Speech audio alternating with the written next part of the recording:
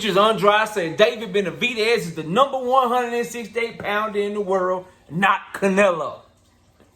Let's talk about it, man. Smash the like button, subscribe to the channel, share the video, turn on your notifications. Don't forget to catch me live Monday, Wednesday, and Thursday night at 7:30. You can also catch me live every Sunday morning with the Singing OG KQKC Boxing Network, Sunday mornings, 9 a.m. Central Standard Time. And please join the channel for access to exclusive content. Drop super chats and super thanks when we come by the live streams and videos that we do.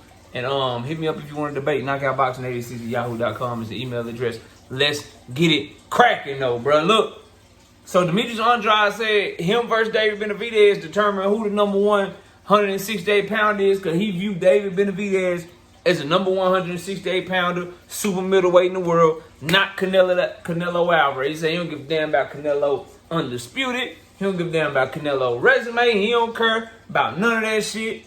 He got he got David Benavidez as number 1. Now, obviously, Demetrius Andrade is fighting David Benavidez, so it's smart to always rate the person that you fighting really good, so that way when you beat him, you can be like, I fought the best. That's why you always hear Floyd Mayweather, he be in the ring with a motherfucker, ain't got no shot to beat him. He's a hell of a fighter. He's a great fighter. He's a very good fighter. He's a hell of a fighter. He give him all that respect leading up to the fight, so that when he beat him, people can't try to use that shit against him. You know what I mean? But all in all, I do think fans should be smart enough to know, like, Regis Prograis ain't a bum. Like, Devin Haney, like, man, he a bum-ass fighter. He a bum. Quit telling him he good, he trash or whatever. And then he beat Regis. Then you have people that hate Devin Haney to be like, well, shit, he called him a bum anyway, so why should I? You know, for the sake of arguing and shit. And if I'm in a debate, I'm going to use that shit, too, against any fan of a fighter, like anything. I done been in plenty of Tank Davis and Devin Haney debates where I'm using what a fan of Devin Haney said, you know, against him, because we debating this shit. That's how that shit go. But as far as what Demetrius Andrade is saying about David Benavidez, it's kind of two different schools in boxing, right? It's that school of your resume, your experience, your accolades determine the order that people rank you in. Then there's another one of, I just think this dude beat everybody ass in the division, so I got him number 1. I don't think nobody beat this motherfucker, so I got him number 1. The only case that you could make for David Benavidez is maybe the second one, because if we keeping it all the way 100, experience Canelo Alvarez, resume even at 168, it went like, forget what Canelo did at 154 at the Canelo weights, at 160, 175, forget overall, just at 168 alone, he beat Caleb Plant before David Benavidez did.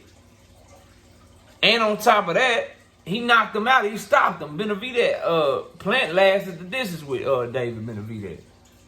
So he beat Caleb Plant in a much more, you know what I'm saying, devastating fashion. They ain't even get to the scorecards. So if you just go off of what they've actually done in the division, David Benavidez champion, lost his belt on the scale. Canelo Alvarez, when it became undisputed in the calendar year, he got Callum Smith, who's a good fighter on his resume. Billy Joe Saunders, dirty-ass fighter, but a good fighter. Caleb Plant, he got a better resume by far at 168 pounds than David Benavidez.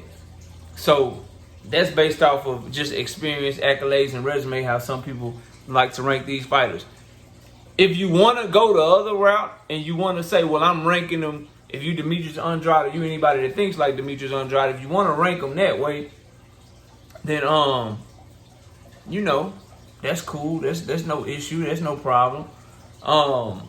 You can make an argument that Benavidez, the amount of punches that he throw, how big he is, how strong he is, his power jab, his not his foot speed, hell no, not his foot speed, his hand speed, how he gets stronger as the fight goes on. You can make an argument if you're having a debate, if you're talking about fighting styles, because the fight hasn't happened yet. You can make an argument as to why you rank David Benavidez ahead of Canelo Alvarez, because you think he'll beat Canelo Alvarez. You could do that. You know what I mean? Me personally, my ranking, I rank it the way I do my pound for pound list. I just look at who I think is the better, like who I think will win the fight. If all these motherfuckers the same size, if they fight, who winning? If it's a weight class, if I'm ranking it based on the weight class, like 168 pounds, if all of them fight, who I got winning? And I got Benavidez 3. I had him 1. Then I saw some more fights of other people, and I saw some more of his fights. Then I dropped him to 2. Then I just seen his performance versus Caleb Plant versus Canelo's performance versus Caleb Plant.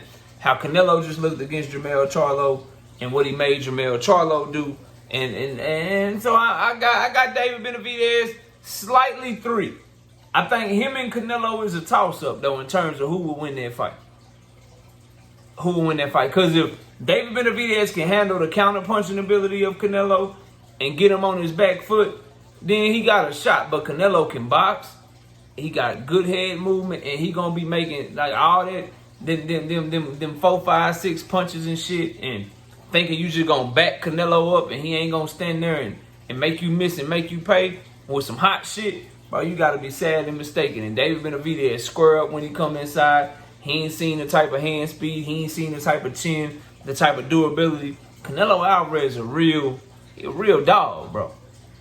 He a real dog. And it's looking like the way he was throwing that right hand, the way that he, you know what I'm saying, showed a good gas tank in the Jermell Charlo fight. He didn't get tired towards the end of that motherfucker. How he moved his camp to Lake Tahoe and he running and training hard and shit like that. Oh yeah, bro. Oh yeah. Ain't no easy out. My ranking personally, bro, I think David Morrell better than all of them. He longer than Benavidez. Got way better box. The only thing David Benavidez do better than him from my eyes is he punch more.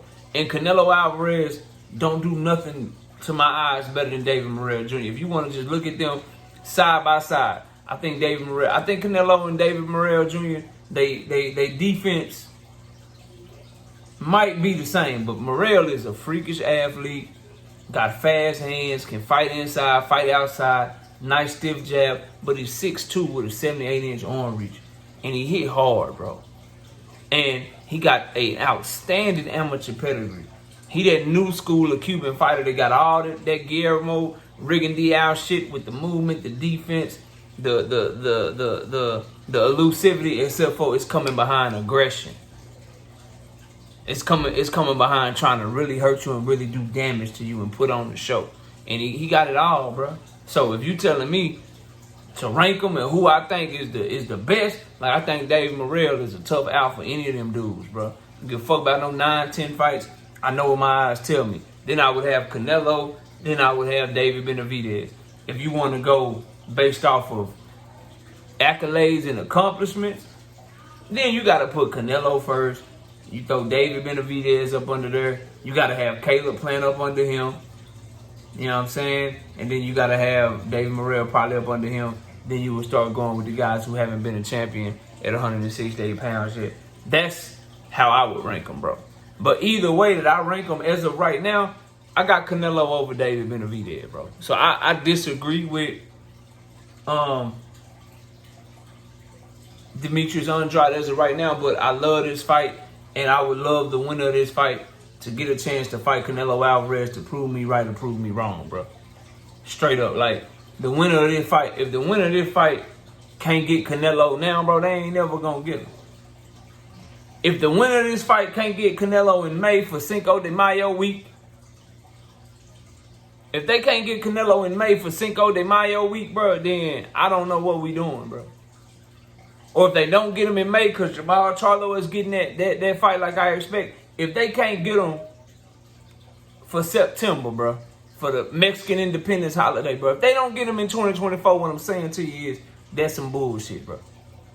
That's some bullshit. But as of right now, bro, I got, and I'll even say the winner of this fight. So I got, if we going accomplishments at 168 and resume at 168, Canelo, the winner of Benavidez and Andrade, because I ain't going to disrespect Andrade like that, Caleb Plant, and then David Morrell Jr. That's just based off of resume and what they've done at 168 pounds. If you want to go based off of